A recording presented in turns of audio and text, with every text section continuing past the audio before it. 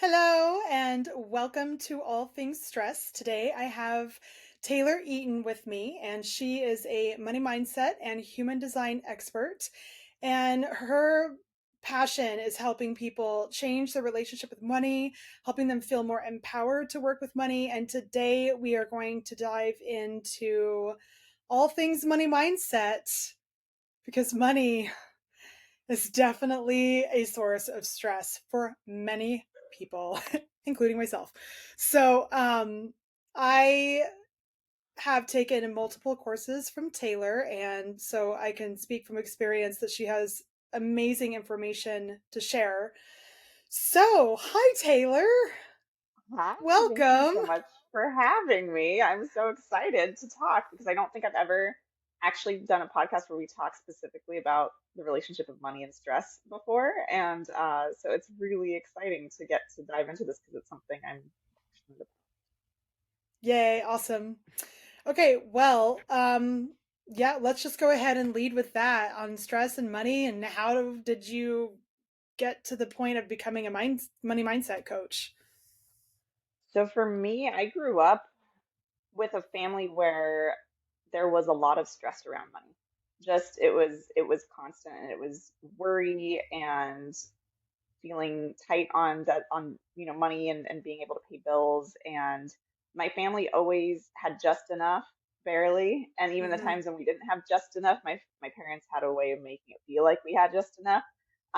So they did a phenomenal job with the tools they had and with the mindset they had around money and with their circumstances, but it subconsciously rubbed off on me at a young age. And so growing up, becoming a teenager, going to college, I started assuming the same money habits as my parents and the same stress around me, the same worry about money, the same constant feeling like money's hard to get. It's even harder to hold on to, Hmm. and you have to constantly be worried about it and checking your bank account and trying to make sure you can pay your bills. And uh, it was interesting because I never have in my entire adult life had a single late payment on anything ever, my entire adult life. And yet there was always the underlying panic that I would miss a payment, or but even though there was all this evidence my entire life to say you've never missed Yeah, payments, you've always had yeah, enough, and yet I it was feel this that. constant stress, right? And it's I don't think we're alone in feeling that. I think that's how a lot of people relate to money, among other ways we relate to money, but there's just so much stress around it, and it feels very much to us like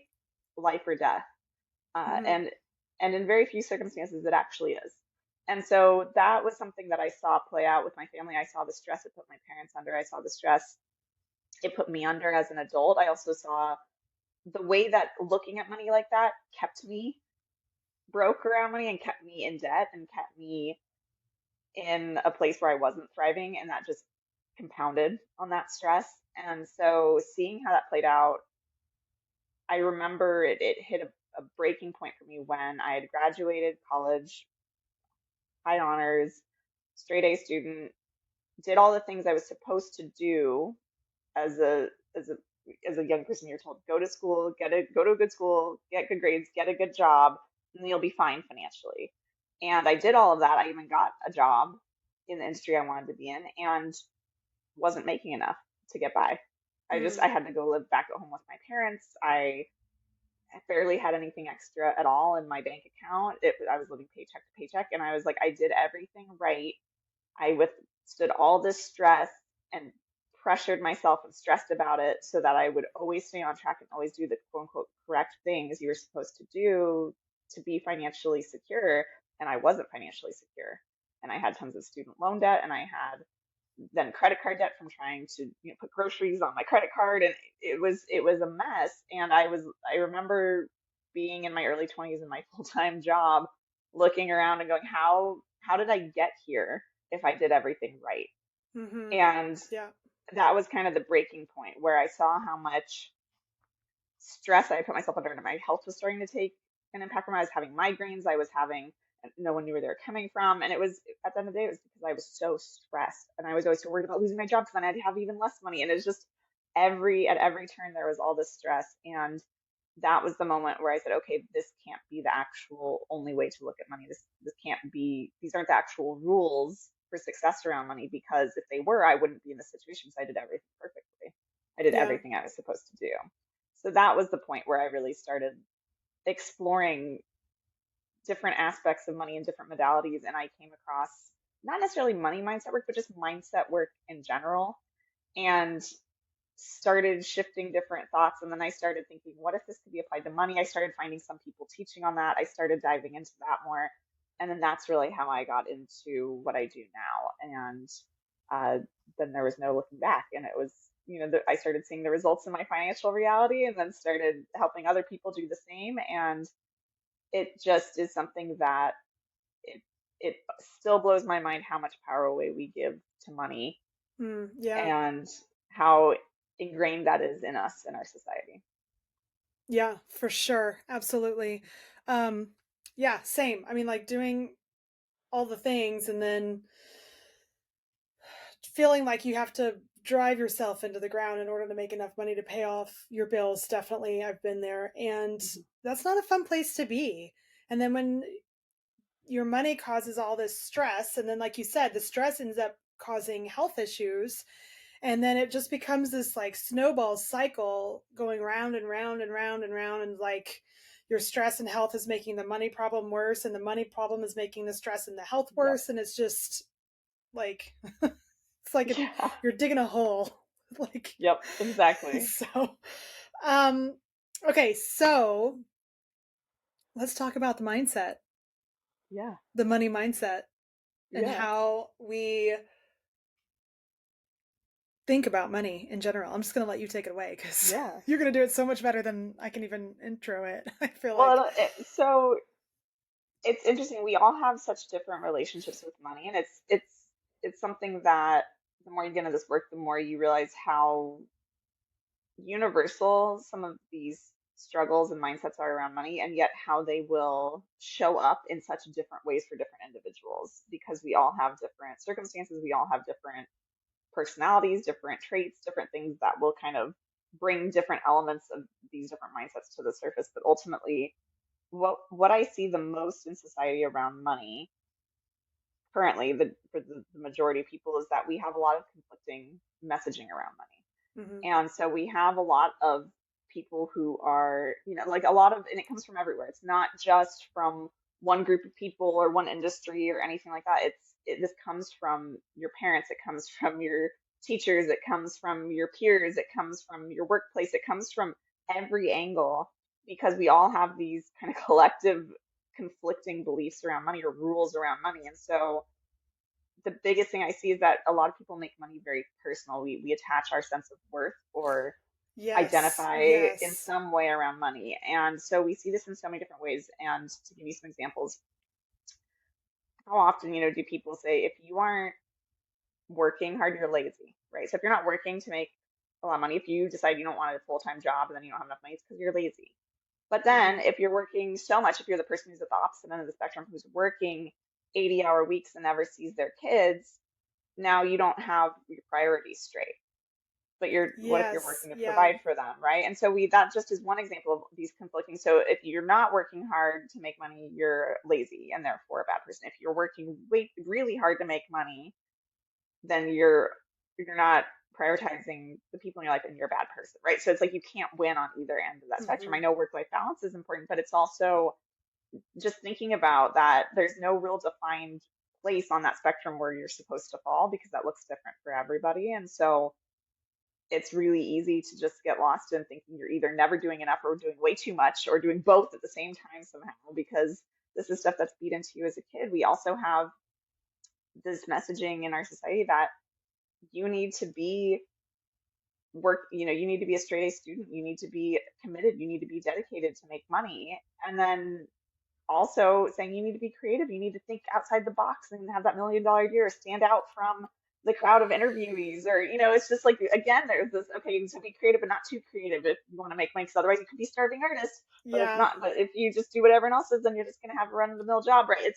There's so many different ideas and that are really we see presented to us and reinforced unconsciously throughout our entire lives, but including the time when we're little. But the way you see your parents, how they dealt with money, creates a lot of your money mindset, right? Whoever was your guardian, whoever brought you up, if you see them constantly, for me, my family, it was always money's hard to hold on to and it's even harder to make. So then it created this mentality of, in one of my parents, a lot of overspending because they're like, well, the money's going to go, so we might as well just spend it. And then Hmm. overspending, which then keeps you broke and reinforces the story of money's hard to hold on to because you're actually just overspending.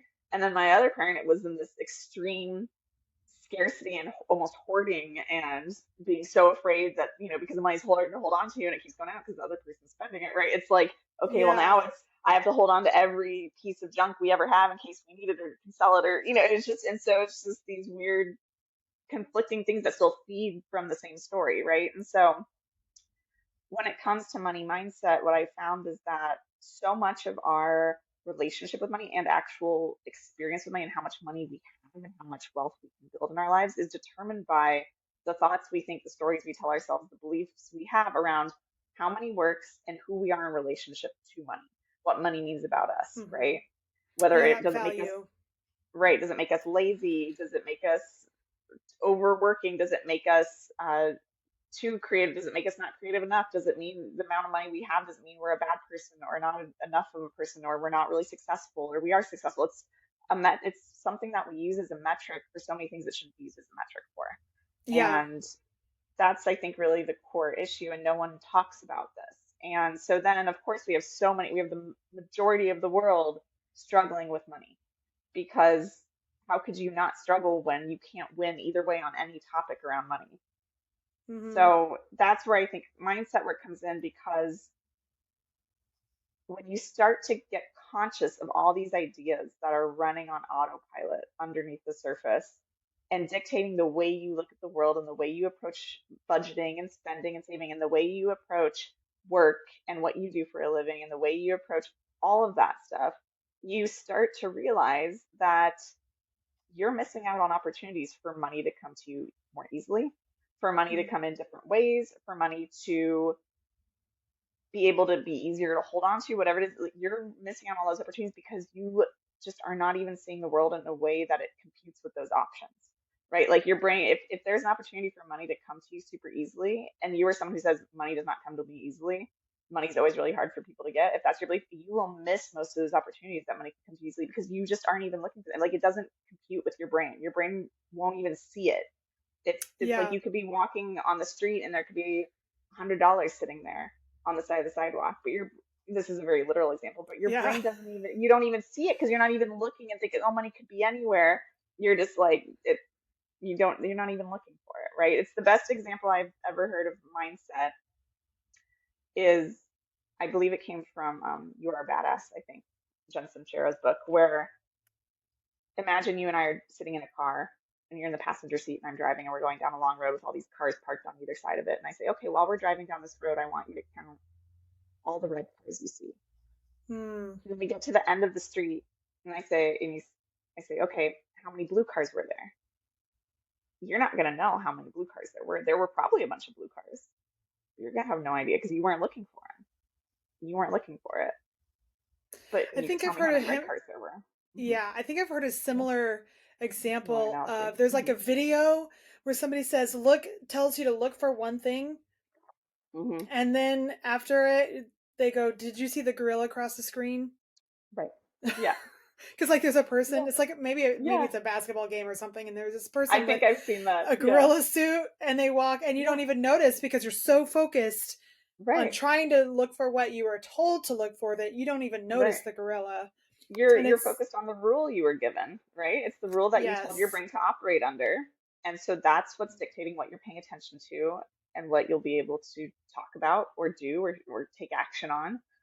And hmm, so it's the same thing with money, where if we constantly have these stories of money's really hard to get, there's not enough to go around. I'm not, people who have money are terrible, or people who don't have it are lazy. And we have all these stories, then it means that you're only ever going to really see those things that compute with the rules you've been given, because that's what you told your brain to look for. yeah, yeah, for Hmm. sure. Um, I totally had something I was going to say now, completely. It's totally fine. Um, yeah, so kind of like one of the words that comes to mind when you're talking is like the value, how much value, and you kind of touched on that a little bit. Hmm. The value that we place on money and whether or not we see that as a negative thing or a positive thing, and how much money somebody makes, or if you want to make a certain amount of money because you want said lifestyle, or you have Hmm. like maybe you want the money because you want to take care of your family, maybe you want the money because you want to travel a lot, maybe you want the money because you want a fancy car. But if you are an individual who wants more money, I feel like the general look of society is to kind of look down on that, Hmm. and rather than thinking, oh, well, that person may also be donating to charity, or they, have 7 children, and so making a lot of money is how they take care of their family, or like whatever it is. But um, just we have all this value that we place on money, and then we Hmm. turn that value on how we look at ourselves, which you've Yes. kind of already talked on that a little bit. But just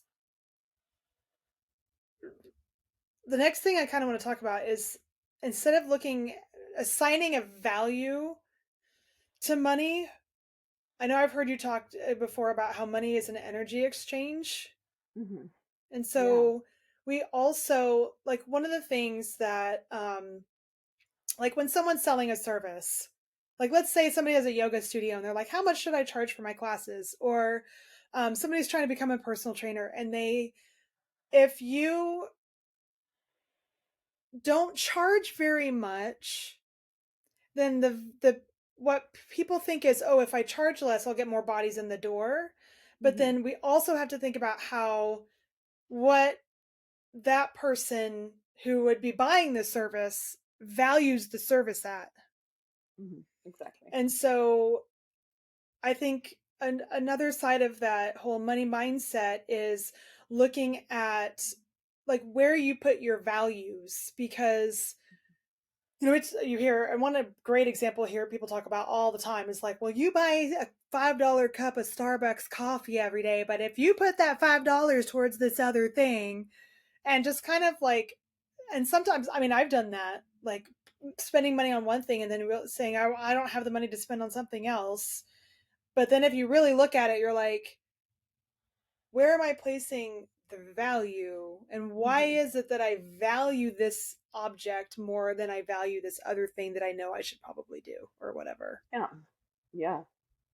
And I think that's something that is a great way to look at it too. And another word that comes to mind there that you could even say is, what are my priorities and how is Yeah, my spending priorities. or Yep. saving reflecting that? And because your priority does come down to something that you value, right? And so it does, there's so many different aspects of value when it comes to money, but really, like you said, kind of going back to the idea of it being an energy exchange, is that when we think about it, money is a man-made construct. Money is Right. not naturally occurring in Right. nature. It is printed. It is given a value. It is, that we all mutually agree upon. It is not something that is in the natural world. Rather, it's used to measure the value of something, the perceived value of something, I should say. Mm-hmm. And Yep. so when we say that money is an energetic exchange or it's a representation of an energy exchange, it's just a way to measure how much the two parties involved are valuing whatever goods or services or knowledge that's being traded. That's all that really money is. And people make it to be so much more than that. And like you said, they make it about themselves. They make it about, oh, am I a bad person for spending this? Or am I a bad person because I don't have enough of this? Or I have too much? Or I want more? Or anything Mm-hmm. like that. And it's so important for us to remember that money in and of itself actually has zero bearing on whether we are a good person, whether we are a kind person, whether we are a Mm-hmm. smart person, whether we are even a successful person, because all of those things, goodness, kindness, success, intellect, all those things are subjective. They are all subjective, but they're all the Yeah. things to us that we identify ourselves as. And we use money as a way to kind of latch on to these things and to kind of qualify how smart we think we are, how successful we think we are. But success to one person could be, I was the first person in my family to go to college. I was the first person to make a six-figure salary, right? Whereas success to another person could be, I'm the first person in my family to have a multi-million dollar net worth, right? It's completely subjective, and Yeah. it's just it's very different worlds. And so it's really absurd of us and unfair to ourselves to use money as any sort of reflection on how much value we carry as a person. That's not what money is created to do. That's not the point of money, but it's the point we've made money to be, right? Like that's what our society has kind of come down to with money is, your worth, how much value you have, how successful you are, how well educated you are. All of that it's reflected in money. And it's absurd because you can't quantify a person like that. And so that's kind of the first thing when we talk about money and self-value and self-worth is that we have to consciously for ourselves divorce our sense of value from how much money we do or do not have, or do or do not. And that's the first thing we have to Hmm. acknowledge personally and say, my worth is not determined. And if you ask someone on the street, do you think your worth is determined by money? Most people would say no. But then when you get into it, there's so much shame for people who don't have enough, and there's so much, um, you know, feeling of it's mine and I don't want to share, I don't want to be more heavily taxed or things like that by the people who Hmm. have more. And there's so much emotion wrapped up in it. And Mm. I get it. Money is necessary to life, to the way we live in our society. I Yeah. won't pretend it's not. But the way we look at it doesn't have to be this way, but this is the way we're all looking at it. And we've attached so much of our value and so much of our emotion and so much of our sense of self to money. And that's where it really gets dangerous. So then when we talk about how you're spending and your perceived value of things, so like you said, why am I buying this $5 cup of coffee every day? Why am I doing that instead of saving it or investing it or, paying off something with it? Why am I doing that instead? It can either come from a healthy place or an unhealthy place, and it just depends on your, like you said, your motivation for purchasing it. It's, does this drink, does it make you feel a little bit better on your way to a job that you hate, and it's kind of that ray of sunshine in the morning, and it's your pick me up, and it helps you get out there and it helps you actually Yeah. get going? Then it's like maybe that's worth it, so that you can keep showing up to the job that's paying you way more than $5 a day. Right. If for Yeah. your mental health you need to do that, okay, is it also coming from a place of, this makes me feel like a wealthier version of me, this makes me feel like I can afford things and I've had some level of success because I can spend $5 a day, I have that to spend, and that makes me feel good about myself because maybe there was a time in life where I didn't have that, and yes, I could save it, but this actually helps me remind me of every day how powerful I am, how far I've come, and how far I can still go. Then great, Mm. keep buying that $5 cup of coffee a day, right? And this is not, Yeah. I'm not a financial advisor, so clearly do what you will with your finances, but from a mindset perspective, that's incredibly valuable. Yeah. Now, however, if you were just showing up and buying that $5 cup of coffee because you're kind of like, well, I want, it's like a keeping up appearances kind of thing. If that's something and where everyone shows up with a really expensive latte at your job and you're kind of just trying to keep up, you don't even like the taste of coffee, but you're still buying it or something like that, or you're just, you're numbing out in a way or something like that. That's stuff to look at and go, okay, this isn't lining up with my actual values, right? This isn't lining up with actually where I want to go in life and where I want to go with my finances. This doesn't help me feel like that wealthier version of myself. This doesn't help empower me. Then don't spend the money. Right? That's what I say to Yeah. myself. And so it's really looking at how does your spending and saving align with your values and with where you want to go. And it's not just in the linear way of, oh, well, I want to have X amount of money in the bank, so I need to save X amount of money. It's, Hmm. who do you need to become to be that person who has X amount of money? What different choices do they make?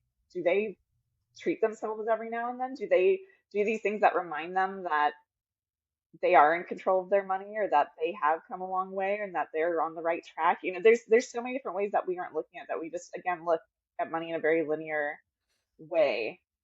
That isn't always the case. And so I could go off on a tangent there, but that's it's something to just look at, to remember too, that not everyone sees money the same way you do. So the perceived value, something like you said, charging a really low rate for a yoga class, you could think it's going to get people in the door, but if you're trying to really get diehard people who really want to come back and they want memberships and all that, what kind of experience are you offering them? Are they going to see this as a place they Hmm. want to be a member at and keep coming back because it makes them feel a certain way? Or are they going to look at that price tag and say, I don't know, $5 for a yoga class? It's that doesn't that this is probably a really crummy place or a brand new place that doesn't they don't really know what they're doing, or it's just Hmm. that psychological value. This doesn't mean you overcharge, and sometimes maybe you do a pay what you can donation based class once a week or something like that, but you do also have to realize the effect that money has when we're charging certain rates, right? And this gets more into the business side of money, but really looking at why do people want to buy just beyond the thing you're giving them? What's the experience as well? Because that's a Right. big part of that perceived value. So, Yeah, absolutely. So what are some ways that we can start looking at our money mindset and start trying to reset that self-talk? yeah. Um, so I always say that the first things to look at are to get really clear on what are the stories you're currently telling around money. Right? What is your current money mindset? For it's the best way to do this, I think, is just to sit down with a notebook and just set aside 30 to 60 minutes. It's not always the most fun practice, but sitting down and just going, how do I believe money works? How do I believe it works? What are the things I think I have to do to make money? What are the things I tell myself about money? Just day to day, when you look at your bank account or when you think about buying something or when you spend it, what are the thoughts that are running through your head? And also looking at what were the behaviors around money I saw my caregivers or the people who brought me up, what were they Hmm. doing? Also asking yourself, what were the things that were told to me about money a lot when I was growing up? Like money doesn't grow on trees, or Hmm. you can't have that, we can't afford that, if that was something you heard all the time, or people who have too much money are greedy, or anything. Hmm. What were the, or people who are homeless, no, they're lazy, they're not working. Like what were the things that you were told around money on repeat? And what did you see people experience around money as you're growing up? And then that's a pretty good indicator of often where your kind of baseline money mindset is as Hmm. an adult, is what happened when you were younger, because those are our most impressionable years. That's when we're soaking everything in and we're like, this is the way the world works. And we take what we see from just our parents or just our friends or just our teachers and go, that's it. That's the rule, because our brains are trying to make sense of how's the world work? How's money work?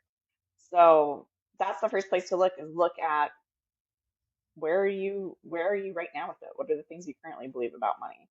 And then from there, start disproving each of these stories and each of these beliefs to yourself. And by Hmm. disproving, I Yeah. mean find evidence either in your life or just by looking at someone else's, like that. Prove that that's not a hard, objective way that money works.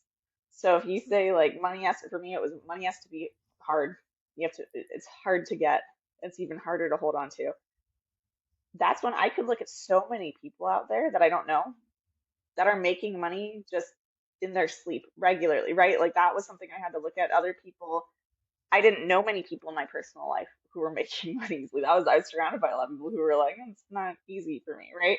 So I had to look further out. I had to look more at people who had more celebrity or who were in the news and who were just, I also had to just look at lotto winners, right? Like that's not a way you can repeat it or control it, but that Yeah. was a way money Yeah. came easily to someone, Yeah. right? And so I had to look at all of these things and really use my imagination to go, okay, what can I look at in the world that disproves that this is the way it always has to be?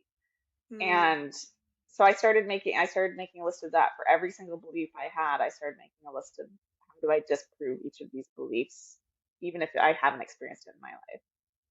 And then from there, the last step is to kind of start looking at, okay, what do I now want to believe about money?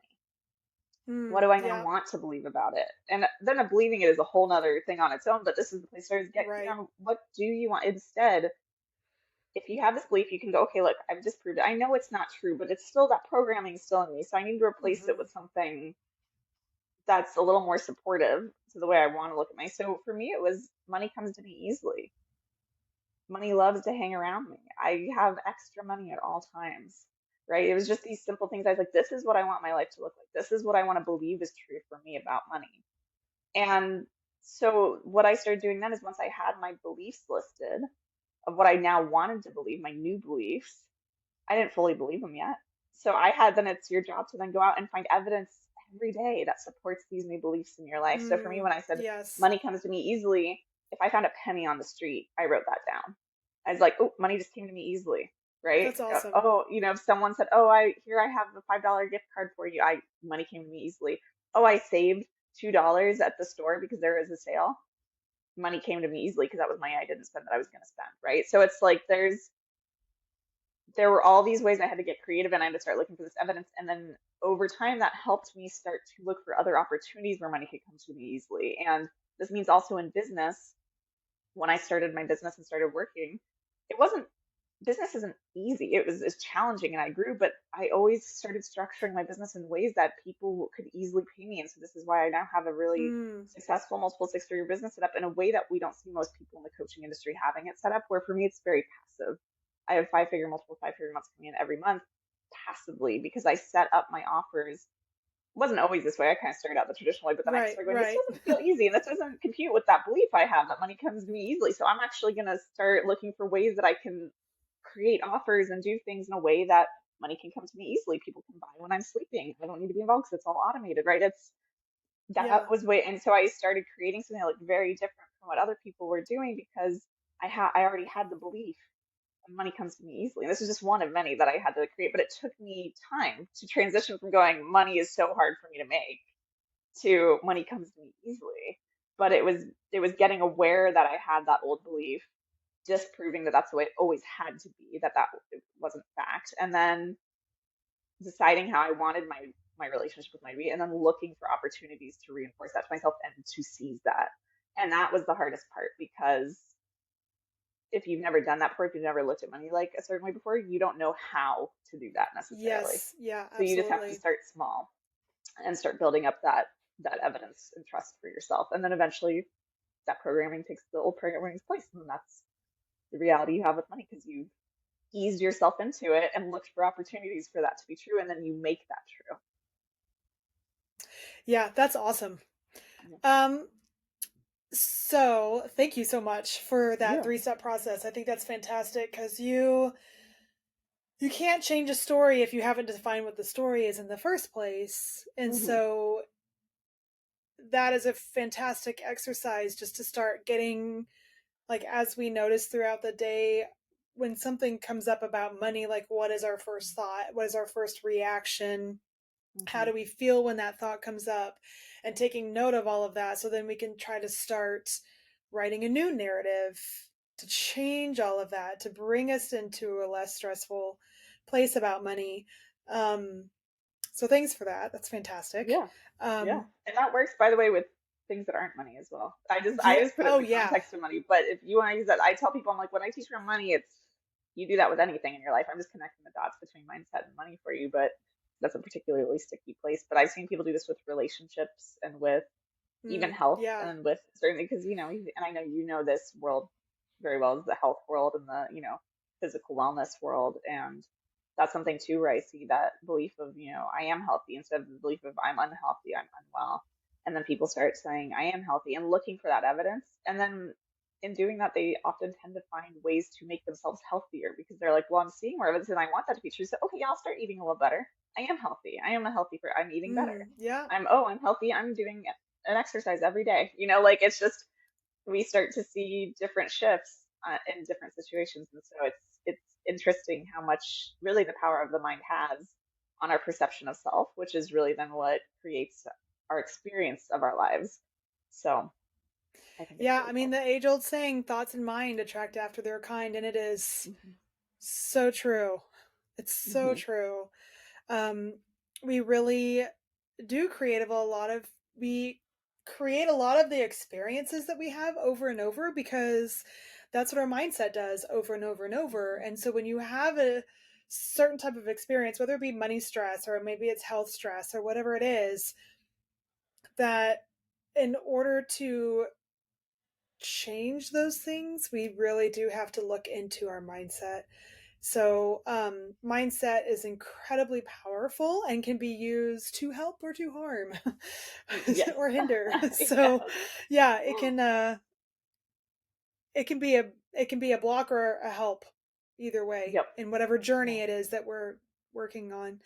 Um, so as we start to finish up, I would love if you would just give us a little brief introduction into human design and how Mhm. you use that to help people with their money mindset, Yeah, because that's a big part of what you do. And even though that's not the like yeah. main topic of this um, episode, I'd like to, because it is a lot about energy and our energies and how energy moves Mhm. through us and all of that. And so money, kind of going back to money, is again kind of a form of energy exchange in a way. Um, so yeah, just kind of a brief. So there's probably nobody who's going to listen to this who actually knows anything about human design. So we're gonna very Well, simply just make try it to. very simple.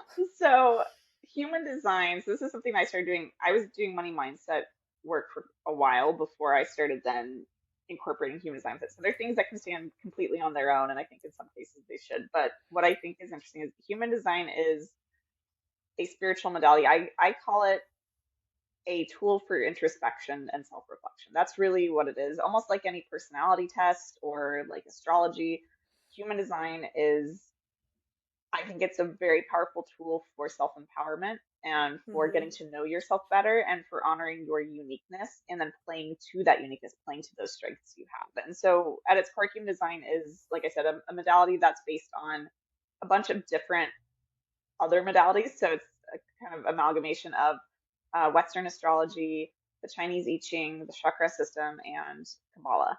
And so it's this whole complex system that's based on your time of birth. And the concept with it is that at your time of birth, similar to astrology, your the moment of your birth, the time you were born, dictates your human design. And so human design has tons of different components, but ultimately, human design tells us based on the time you were born, that dictates your human design, creates your human design chart, which if you pull up your human design chart, which you can do for free online in a lot of places, it's completely unintuitive. But it basically, the chart tells that's us, you look at it, you're like, what am I looking at? But like it's, I don't know what this is. you're Yeah. like, I don't know. It's very complex, but it tells us how you're best designed to exchange energy with the world around you, really is what it comes down to. What your Mm-hmm, strengths are, the way you're meant to relate to other people, the way that you're best meant to communicate, the way that you're best meant to learn, all that sort of stuff. There's so much that it can tell us. And so when it comes to money, what I love to do is, it was something that, again, it was kind of like how I told you I got into mindset work. And then I was like, does this really, can we relate this to money? Because that's been the biggest stressor in my life. I want to alleviate that. Can I use this tool that I'm using for other parts of my life to help this biggest issue in my life? So then when I got into human design, I really didn't see anyone else doing human design and money. And I didn't see anyone connecting the dots between human design and how you could use it to shift your financial reality and shift your relationship with money. And because that's what I was doing, was helping people shift their relationship with money, I was like, well, then why, how do I use this modality to do it? And so I didn't see anyone else doing it. So I studied in depth human design and I became a reader and I became an analyst. I put a lot of time and energy into really understanding it so then I could start connecting the dots between this really robust system for introspection and how we can use it to shift our money mindset even more powerfully. And so what I do is now is I look at people's human design charts. I have a bunch of programs that help people do this for themselves where you look at your human design and you learn, okay, what does it mean that I'm a projector or a manifesting generator or these different labels we have in the human design world? What does that mean? And how does that mean I relate to money? Because there's certain people who the way you're going to relate to money is going to be very much about, you're going to see money come to you when you're just sharing your wisdom and when you're mm-hmm, guiding people and when you're teaching. Us a lot of what I do. I'm a projector. There's going to be other people who see a lot of money come to them when they are doing what excites them, because when they do that, it excites other people and then they can bring people in on the project. And that's law generators and manifesting generators. And so there's mm-hmm. That's me. different ways. Yeah. And so, and what I love though is that the way I interpret human design for money is it doesn't put us in a box, right? Because when I say I'm I get paid when I'm sharing my wisdom and guiding. I could do that in a corporate job. I could do it as an entrepreneur. I Mm-hmm, could do it as a literal teacher. There's no limit to it. It's just helping you. Really, the whole point that I think human design serves in any spiritual tool, any introspective tool, anything like that, all it should ever serve is just affirming to you what feels good to you and helping you trust that. And then helping you leverage that in a way that works for you and a way that gets you the results you want. So in this case, helps you make more money the way you want to. So for me, it's just a huge permission slip to be you and to value yourself as you are, and then to leverage who you are to your fullest potential. That's really how I see it. So that's what I love about human design. That's where I think the real power that comes into with money is that it again helps us, kind of what we were talking about earlier in this podcast, helps us detach money as something that means anything about us, because looking at your human design, you can go, oh my God, look at all these amazing things that make me me. Look at these amazing traits and strengths I have, and Mm-hmm. look at what I bring to the world and to the table. And when you identify those things, it's so much easier to leverage those and get paid for those strengths you have, right? And so, but then it makes it that the money isn't about you, it's about how much am I loving myself, right? That's really what Mm, human design comes down to. How much am I I trusting love myself? that. How much am I valuing myself? And then from that place, money gets to be easier regardless. Because when you show up, when you think about the kind of person you want to hire, the person you want to pay, the person you want to work with, you want someone who loves themselves, who is confident in their abilities, who knows what they bring to the table. And so even if you don't know human design, but someone is embodying their design in there, like, I love myself. This is what I bring to the table. These are my strengths. This is what I'm good at. You're like, you're hired. Like, all right, cool. But if you have someone who's like, I don't know, I'm a good worker, you put those two people next to each other, like, who are you going to hire, right? So this isn't how I make Yeah. my human design, but it's just an example of how it kind of, it just is such an empowering tool when you use it as such, that not only understanding on a more energetic or spiritual level how your energy works with money, but also just understanding in the real world what it takes to actually create wealth in your life. We often think it's you have to be brilliant, you have to be hardworking, you have to be lucky. It's really not any of those things. It's you have to value yourself, and you have to understand what you bring to the table, and then you have to understand how to leverage that. That's really how successful people get successful, whether they're conscious that that's what they're doing or not, Mm-hmm. is understand your value and add tax, right? Like people say, it's like that's what it is. It's like bring your value to the table and understand the value you have, the strengths you have, and how that's valuable to other people because they don't have those strengths. And Yeah. so that's your contribution. Own it, understand fully how valuable it is, and then get paid for it in whatever context you want to be paid for it in whatever industry. And so that's what I think is the coolest thing about human design, is really just the empowerment aspect of it. Yeah. Yeah. Speaking of empowerment, like finding out that I'm a manifesting generator and really understanding what that means. And I did kind of, I talked about this a little bit in my like introductory episode, but I have always been a person that has a little bit of a shiny object syndrome. Mhm. And especially like with my business, my health coaching business, I'm like, okay, well, I'm a health coach, but like, what do I want to do with that? Who do I want to serve with that? And a lot of people are like, oh, you really need to niche down. And I'm like, I don't know how to niche down. I can't, like, because I'm like, oh, I want to talk about this, I want to talk about this, I want to talk about this. And when I watched the first course that I purchased from you was the manifesting generator course. It I was think like it's a like, short yeah, huh? it's manifesting generator, like business strategy course, right? Yes. Yeah. Oh Yeah. man, I listened to that and I was like light bulb. I was like, oh, okay. Like I'm actually designed to have shiny object syndrome. It's And one of that's your strengths. okay. It's a strength because it's interesting also how I love when you have, because there's people out there who interpret human design very dogmatically, and it's very limiting, right? Like you said earlier with mindset, it can either help you or hinder you. And so I Yeah. never think it should ever put you in a box. I think that's not the way I would encourage using it. And so it's interesting because a lot of people in our society were taught that, like you said, shiny object syndrome, being multi-passionate, having a bunch of different interests is almost a bad thing because it makes you Mhm. flaky or inconsistent or blah blah. Oftentimes those people are manifesting generators. Not always, but that's a lot of the time who these people are. Is I have a lot of clients come to me who are manifesting generators who are like, I want to be successful, I want to have a lot of money, I want to have this wealth to do this with, or I want to build this business, but I can't focus. I can't niche down, like you said. It's exactly what you said. And I'm like, I always tell MGs, manifestors, I say, you do not need to niche down. One of your strengths, one of the gifts, one of the things you bring to the table is your ability to dive into multiple topics. And you get so much more wisdom than someone like me, who I like to dive into like one or two things at a time.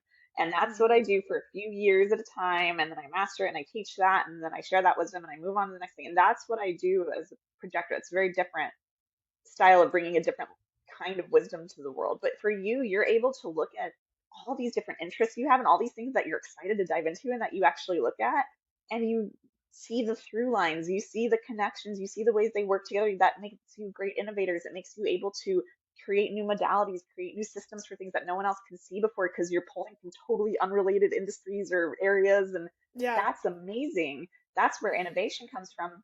Not saying MGs are the only people who can innovate, but it's one of the superpowers you have.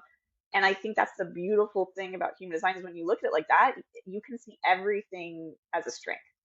And that's what's really powerful. So then for you, it's like, then think about, I'm sure, I know we've kind of talked about this previously, but you talked about how the fact that you're like, I'm not going to niche down. Now look at you getting to do this podcast on all these different things that, yes, there's this through line of stress, right? Of all things stress. Like you get to look at this through line, like, because there are so many things in our lives that cause us stress, but most people aren't talking about the range of them. But because Right. you have all this interest in so many different areas, you can see that through line and you can go, hold on, there's so many things and more than just your health or more than just your money or more than just, and you can Right. then create this area where we get to actually have a whole holistic approach to dealing with stress. And that's how valuable is that in today's world, right? Where so many people, record numbers of people are stressed. So it's all just your perspective, right? Of how you look at Right. yourself. And I think that's Absolutely. the beautiful thing that human design, if you look at it through the right lens, it invites us to own the biggest parts of ourselves instead of fighting against them. And rather than Hmm. making us wrong for who we are, making us right for who we are. And from that place, feeling empowered to then go bring who you are to the table and get compensated for it, make an impact with it, feel fulfilled by it, right? Like it's just, I think that's the piece that almost everyone is missing, whether it comes to money or quality of life or whatever you want to talk about. It's just valuing and trusting yourself at the end of the day. That's always the core of what I teach, whether it's through human design or mindset work or anything else. It's always how do you learn how to trust and value who you are at a deeper level? And that's really I think the key to almost everything in life. Oh, absolutely. 100%. Mhm. Yeah. And so when I've been having conversations with people about coming on this podcast, especially with health coaches, and I'll be like, "Oh, let's talk about stress and fertility or stress and cycle health or stress in the skin or stress and insert health issue." Mhm. They always seem to immediately go to emotional stress. Mhm. And I'm like, okay, that's one form of stress. There's so many forms of stress. You can And talk, also, what like, are literally, you can talk about anything you want, like anything you want. yeah, and Like, also what are all the different things that cause emotional stress, right? Like that right. comes from a million different places too. So Yeah. it's like, and that's just one piece of the puzzle. So yeah, yeah, it's Yeah. interesting how we kind of always think there's only one type of stress, only one type of way of looking at Hmm. things. Hmm. Yeah, absolutely.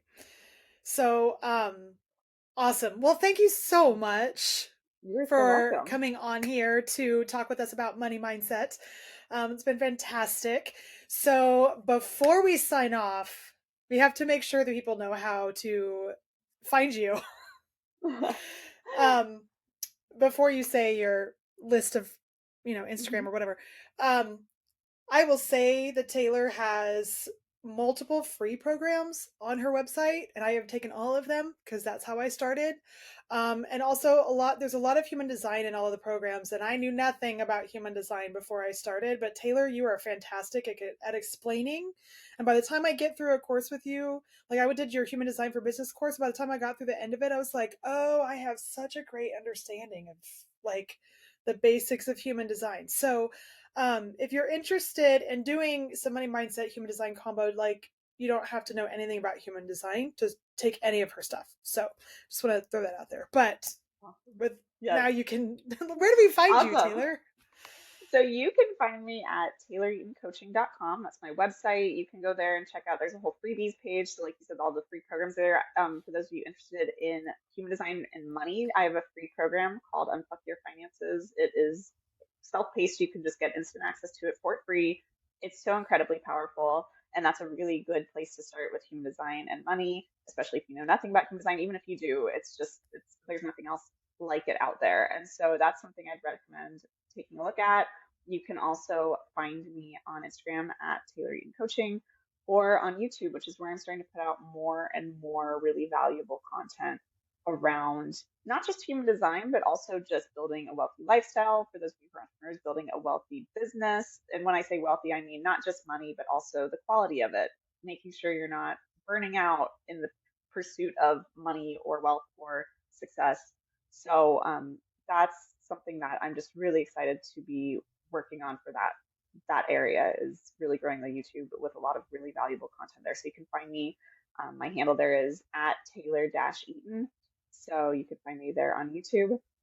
But that's those are the main places to find me right now. I honestly recommend starting though if you want to talk about money, about on Touch Your Finances. Just it's the one program that my team kept saying you cannot keep putting this out for free because it's way too valuable. And I was like, this is what people need. I have so much more that I charge for around human design and money, but this alone has helped so many people, and I'm so proud of it. And I'd highly recommend that free That's so program. awesome.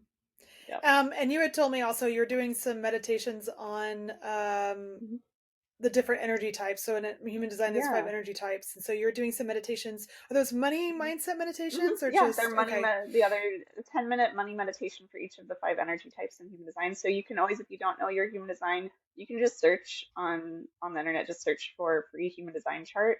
And then there's a bunch of different options of sites you can pull up your free chart on. Your chart, when you look at it, will make zero sense to you. That is fine. It is not intuitive. Just look at the written, almost every place you pull up your chart will have some written text next to it, and you just want to see what your energy type is. And like you said, there's five energy types. You will only be one of them. And then you can go over to my YouTube channel, and we're currently releasing a money meditation for each of the five energy types. So it's totally free, 10-minute meditation, um, to just kind of help you get in touch with your flow as your energy type with money. So yeah, Awesome. yep, Yay. All right. yeah, Well, thank you so very much for agreeing to come on and talk about stress and money mindset with me. yes, you're Um, so welcome. and for now, we'll say bye bye. All right, thank you so much. Thank you so much for tuning in to another episode of All Things Stress. Please like and subscribe and share with all of your friends, anyone who you feel may benefit from the information here. And as always, if you have questions or comments, or maybe you have an episode topic that you would like me to talk about, please feel free to reach out and let me know.